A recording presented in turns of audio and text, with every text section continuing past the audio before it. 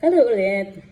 Kapag ang inyong mga partner, just like si boyfriend, lalong-lalo na kung text-text mo na kayo, no? Text-text mo na kayo.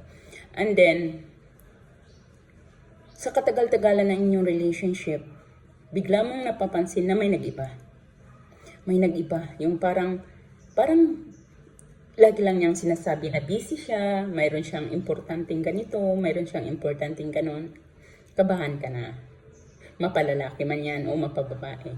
Kapag gusto mo siyang makita, gusto mo siyang makausap, lagi siyang mayroong rason. Lagi siyang may excuse, kabahan ka na. Dahil mayroon na yang dinidiskartihang iba. O mayroon nang dumidiskarte sa kanyang iba na nagugustuhan din niya. Kaya ihanda mo na yung sarili. Maging matatag ka. Huwag kang magmukmuk. Iwasan mo yung magmukmuk. Iwasan mo na yung magmukmuk. Maging matatag ka. Harapin mo. Harapin mo. Ipakita mo sa kanya na kaya mo kahit wala siya. Huwag mong hayaan na hahabol-habulin mo siya. Huwag mong isipin, hindi ka aso. Kaya huwag kang maghabol. Kung ayaw niya sa'yo, huwag. Kung pinaparamdam niya sa'yo na hindi ka na mahalaga sa kanya, hindi yan. Huwag kang maghabol. Magtanong ka lang kung ano bang nangyayari. Pero wag kang maghabol. Hayaan mo siya. Hayaan mo siya na ma-realize niya kung gaano ka kahalaga.